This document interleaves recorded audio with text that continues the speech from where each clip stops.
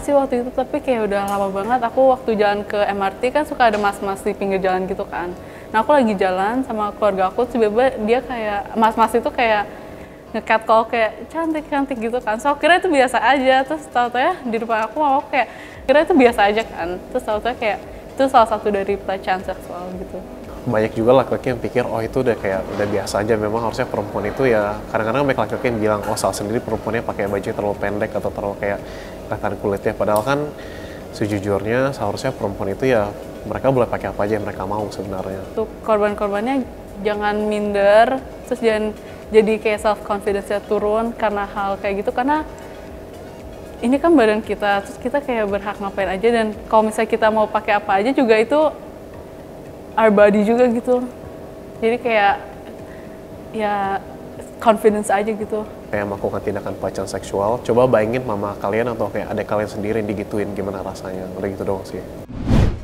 Hari ini kita akan berbincang-bincang hal-hal yang cukup sensitif sih guys, tapi perlu untuk dimengerti secara publik ya. Menurut data Komnas HAM sendiri, perempuan Indonesia paling enggak 3 perempuan mengalami kekerasan seksual dalam waktu 3 jam. Jadi kurang lebih Anda bisa bayangkan 1 jam ada teman-teman khususnya kaum wanita yang mengalami pelecehan seksual. Nah rata-rata mereka sudah pastilah nggak mau cerita, diem dan siapapun juga, dan disimpan terus akhirnya memberikan faktor-faktor psikologi dan lain sebagainya. Dan tidak sedikit para penyintas yang memendam kisah pilu mereka bertahun-tahun bahkan sampai akhir hidup mereka, dan ini sangat mengerikan sekali. Dan kita akan bahas secara tuntas bersama-sama dengan saya Jimmy Untoro dalam satu cerita untuk Indonesia, dan saya akan menghadirkan langsung seorang yang punya beban, punya passion untuk menolong dan sekaligus membawa proses pemulihan bagi mereka yang mengalami pelecehan seks, yaitu Ibu Wulan Danukusumo. Wulan, apa kabar? Selamat pagi, siang, sore, siang ya. Selamat siang Mbak Jimmy. Alhamdulillah sehat walafiat. Amin, Terima kasih sudah mengundang untuk ngobrol hari ini di sini. Pak Wulan ini luar biasa ya, selain pendidik di BINUS, bentar lagi sudah doktor nih ya. Amin. Kita doakan deh ya. Amin, terima kasih. Pak Wulan, kita membicarakan data Komnas HAM perempuan khususnya ya tentang pelecehan seksual yang untuk sebagian besar masyarakat kita merasa tabu untuk membahas ini. Tapi hari ini kita akan bahas secara tuntas apa yang terjadi di Indonesia ini. Bisa ceritakan sekilas daripada apa yang menjadi passion daripada Bu Wulan melakukan ini? Pada suatu malam nih ya Pak Jimmy ya, pulang meeting lagi capek, lihat Twitter. Di Twitter lagi ada tweet war. Oke. Bukan tweet war juga sih ya, trending jokes tentang kasus perkosaan.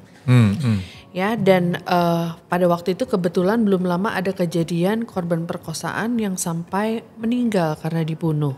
Kejadiannya di angkot waktu itu ya.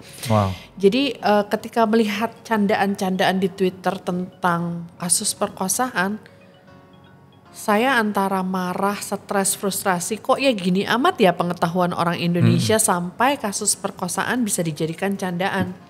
Malam itu akhirnya, kebetulan latar belakang saya kan psikolog klinis ya, dan saya banyak menangani kasus-kasus trauma. Jadi malam itu saya nge-tweet banyak tentang apa sih sebenarnya yang dialami oleh seseorang ketika dia mengalami trauma. I see. Mulai dari flashback, mimpi buruk dan sebagainya, dan itu bukan sebuah proses yang instan bisa pulih. Kami tidak pernah bilang sembuh ya Pak Jimmy, pulih. Nah ternyata malam itu tweet saya mendapatkan respon banyak sekali, di retweet dan sebagainya, bahkan beberapa orang kemudian mendekati untuk bertanya kita bisa berbuat apa. Pada saat itu ada 2 pilihan yang bisa dilakukan dengan energi yang besar karena kemarahan itu. Kita bisa lanjut marah-marah di Twitter 2-3 hari kemudian tidak ada orang yang ingat, atau kita bisa melakukan sesuatu yang sifatnya konstruktif. Kita memilih jalan yang kedua. Kita berpikir bagaimana kalau di luar sana ada orang-orang yang sebenarnya membutuhkan pendampingan tapi tidak tahu harus kemana. Daripada kita repot mencari, bagaimana kalau kita menjadi apa yang mereka cari. Modal nekat, modal dengkul, malam itu kita putuskan kita harus lakukan sesuatu I see. dan kita merumuskan kelompok dukungan Lentera Sintas Indonesia untuk memberikan dampingan psikososial bagi para penyintas kekerasan seksual. Jadi Lentera Sintas Indonesia sendiri berdiri pada tahun 2011. 2011 ya. Jadi didirikan oleh berapa orang? Awalnya Hanya kaum kita- wanita atau Awalnya memang mix? kita bertiga, ide pertamanya ya Oke. bertiga, 3 orang co-founder. Ada salah satu teman blogger, Driana Rini Handayani. Kemudian ada Dr. Sofia Hahe, spesialis kesehatan olahraga. Dan kemudian saya sendiri. Kita Oke. bertiga memulai, ayo kita bikin kelompok dukungan ini. Caranya gimana? Sudah word of mouth aja dulu. Tempatnya di mana, pinjam kanan kiri saja dulu. Modal nekat pokoknya. Karena kita takut kehilangan momentum. It's now or never. There's never right time. Iya, iya. It's today. Kalau bukan kita ya siapa lagi? Ya sudah. Akhirnya kita mulai itu dan tentunya ya sebagaimana halnya perjalanan ya tentunya ada orang yang datang dan pergi, tetapi buat kami tujuan dan misi dari Lentera Sintas Indonesia ini harus lebih besar dari individual. Karena kita mau menolong orang, bukannya kita yang maksudnya yang mengerjakan bisa bergantilah siapa saja, tetapi Iya, yang iya. dikerjakan harus tetap ada dan harus tetap konsisten. Ya Mbak Bulan, kalau kita bicara ya untuk pelecehan seksual, saya kira nggak cuman kaum Hawa aja lah ya. Betul, betul Adam sekali. pun juga banyak, Oh, iya. apalagi nowadays itu Betul, ya. betul sekali, Pak Jadi Jimmy. pengalaman daripada LSI sendiri menangani untuk orang berani berbicara itu gimana prosesnya? Mungkin ada yang saat ini Anda nonton, Anda seken untuk bicara, it might be your day. Ya, jadi gini ya teman-teman ya. Kalau kita luka, ada 2 cara untuk mengatasi luka. Pak Jimmy nih nggak sengaja kepotong pisau, lukanya cukup dalam nih. Pak Jimmy bisa pilih, mau diobatin, bersihkan dengan alkohol, perihnya luar biasa, Iya, tapi ya 2-3 minggu lagi bisa jadi sudah mulai mengering, dan 2 bulan kemudian Pak Jimmy lihat bekas lukanya ada, jelas terlihat, tapi it can no longer hurt you. Atau Pak Jimmy bisa memilih untuk diperban aja udah, diamin aja, harapannya nanti sembuh sendiri daripada diobatin alkohol, pedih, I see. sakit. Dan 2 minggu kemudian Pak Jimmy merasa kok nggak enak ya rasanya. He open the bandage dan melihat lukanya sudah semakin buruk. Pada saat itu, sudah I see. sulit untuk menanganinya. Nah, seringkali yang terjadi dalam kasus kekerasan seksual adalah luka itu cuma ditutup saja dengan perban. Berharap it will go away on itself. Berharap kita akan bisa melupakan. Sayangnya tidak begitu cara Iya, kerja iya. otak kita ya Pak Oke. Jimmy ya. Pak Jimmy pernah jatuh dari sepeda waktu kecil? Sering. Pasti nggak ingat itu waktu tadi kita makan siang kan ya. Iya betul. Karena ketika saya picu dengan pertanyaan trigger, baru keingat. Nah otak kita kayak gitu. Kalau saya bilang lupakanlah pernah jatuh dari sepeda, nggak bisa. Sama halnya seperti itu juga. Dan pemulihan luka ini tentunya membutuhkan penanganan. Ya, benar sekali yang tadi Pak Jimmy bilang. Penyintas atau survivor dari kekerasan seksual ini bisa siapa saja, laki-laki, perempuan, anak-anak, dewasa, lansia, lintas usia, lintas kelas ekonomi. Maka dari itu kami juga berupaya untuk menjangkau tidak hanya para penyintas perempuan, tapi juga penyintas laki-laki. Wow, so saya dengar kan banyak sekali nih Mbak Wulan dan khususnya daripada Lentera Sintas Indonesia gagasan kampanye Speak It Up, mulai bicara. Gimana itu kampanye itu ya? Mulai bicara, kan kami berdiri dengan pilar edukasi dan juga pendampingan ya. Core service-nya itu adalah untuk mengundang lebih banyak teman penyintas datang ke pendampingan kami. Tapi tentunya untuk membuat teman-teman berani untuk mulai bicara, harus ada edukasi, peningkatan kesadaran di masyarakat. Karena di tahun 2016 kami melakukan survei menjangkau 25.000 netizen. Kami menanyakan hal-hal seperti misalnya kenapa sih orang tidak mau melapor apabila mengalami kekerasan seksual. Dua jawaban tertinggi adalah takut malu dan takut disalahkan. Takut malu kira-kira sama siapa Pak? Sama kita masyarakat. Iya. Takut disalahkan oleh siapa? Oleh kita juga masyarakat. Jadi jangan-jangan kita duluan yang harus berubah menjadi sebuah safety net, supporting I see. community, Wow. supaya para penyintas tahu ketika mereka bercerita, berbagi, melaporkan, mereka akan bisa dipahami oleh masyarakat juga. Jadi kampanye Mulai Bicara adalah sebuah kampanye yang kita rancang dengan inklusif. Ini Pak Jimmy dan semua teman-teman yang ada di sini sudah dengar Mulai Bicara, artinya sudah saya bagi beban tanggung jawab moral untuk ikut mulai bicara tentang kekerasan seksual. Bisa dari mana? Bisa dari mana aja, karena isu kekerasan seksual itu sangat kompleks. Dan sekarang ini juga undangan untuk semua teman baik, semua orang baik di luar sana yang nonton ini, mulai bicara yuk tentang isu kekerasan seksual mulai dari manapun yang kita semua rasa nyaman.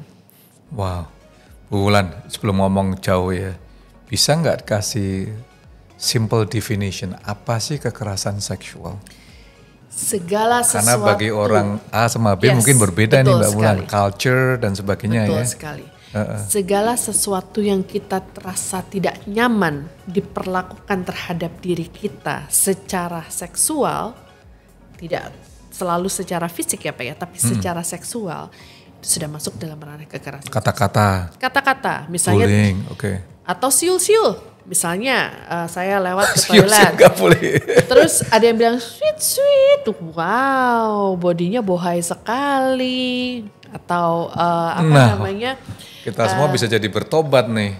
Dulu waktu kecilnya nggak Mbak Wulan? Iya nggak apa-apa Pak. Guys. Pada titik ini kan juga bagian dari edukasi. Kalau kita dulu pernah merasa, wah gua tuh dulu kayak begitu, ya nggak apa-apa. Siapa sih yang nggak pernah bikin kesalahan di masa lalu? But now you know, now you own it. Sekarang kalau sudah tahu, ya sudah mari kita berubah. Kami sadar kok ini adalah sebuah proses evolusi.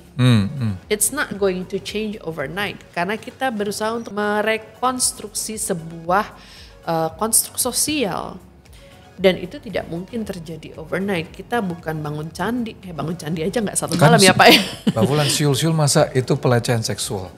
Dalam definisi ada definisinya namanya catcalling ya Pak ya. Catcalling.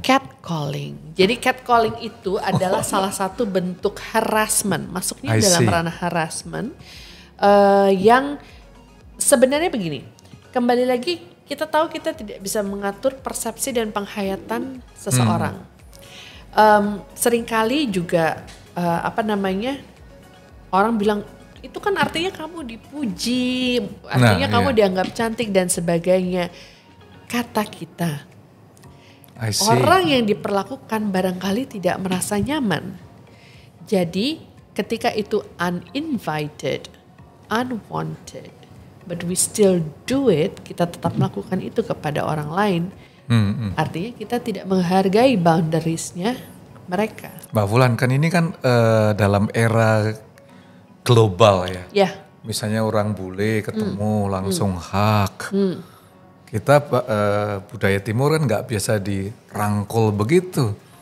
Padahal untuk bule hal yang day to day life gitu ya. Nah, gimana di sini itu, ada konsep yang namanya consent. Consent. Consent. Ya, CONSENT. Consent atau persetujuan. Oh, udah ketemu kan langsung spontan, Mbak Wulan. Orang yang sudah paham, I see, akan bertanya dulu, are you comfortable? Karena ini saya sendiri mengalami beberapa kali ya, tapi terhadap orang asing yang baru pertama kali dikenal, mereka tetap akan, siapapun ya, sebaiknya tetap mengacu kepada consent atau persetujuan. Kemarin saya juga sempat beberapa kali diperlakukan seperti itu soalnya. Jadi saya juga, berarti orang ini sudah paham. Boundaries ya, batasan ini very important ya. Jadi kalau bicara pelecehan seksual secara hukum sendiri sudah diundang-undangkan ya? Ya kita kan bicara spektrum ya kalau kita bicara kekerasan seksual. Kita lihat kabar bagusnya tentunya kemarin Undang-Undang TPKS sudah sahkan. Mari kita lihat implementasinya, ya. Karena apa? Karena pedangnya sudah ada, tapi kan kalau Pak Jimmy dikasih pedang, apakah Pak Jimmy langsung bisa main pedang? Iya, iya. Belum tentu juga. Punya senjata kan harus belajar juga menggunakan senjatanya itu. Iya, iya. Beberapa hal yang selama ini masih seringkali menjadi ganjalan tentunya adalah kalau di hukum Indonesia itu adanya pembuktian fisik. Dan kita memang sedang berupaya bergerak untuk lebih dari sekedar pembuktian fisik. Karena apa? Kalau misalnya kasus perkosaan, iya bisa ada pembuktian fisik, tapi syaratnya banyak Pak. Visum et repertum itu harus dilakukan dalam kurun waktu 3 kali 24 jam kalau saya tidak salah, maksimal. Dengan catatan kita tidak cuci tangan, nggak mandi, nggak ganti baju, tidak melakukan sesuatu yang bisa tampering with evidence. I see. Can you do that within 3 days misalnya?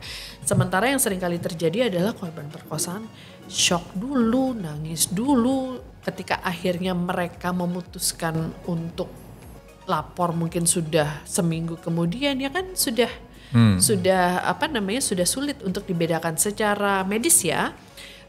Misalnya ada luka robekan di vagina itu sudah sulit dibedakan apakah itu luka baru atau luka lama. Itu kalau kasus perkosaan yang bisa ada pembuktian fisik. Lah kalau bukan kasus perkosaan gimana Pak? Misalnya begal payudara, lagi menunggu taksi di pinggir jalan gitu ya, ada motor lewat meremas payudara terus kabur. Saya nggak lihat mukanya siapa, kabur pakai motor, gelap malam lagi hujan, boro-boro bisa lihat plat nomornya. Saya mau lapor kemana dan bagaimana? Bukti fisik, ya belum tentu luka ya, namanya cuma diremas sambil lalu begitu kan. Oleh karena itu tentunya kita berproses ya, tapi paling tidak ini adalah sebuah awal yang bagus. Setelah 10 tahun perjuangan, akhirnya kita punya UU TPKS dan mudah-mudahan tidak pada kenyataannya ya, pada pengejawantahannya tidak mempersulit korban untuk melakukan pelaporan dan sebagainya. Wow, guys, salah satu daripada kegiatan daripada Lentera Sintas Indonesia ini cukup unik loh, gak sekedar memberikan edukasi tapi melibatkan partisipatori dari seluruh lingkungan, RW, pemukiman warga. Yuk kita lihat sebentar kegiatan daripada Lentera Sintas Indonesia ini.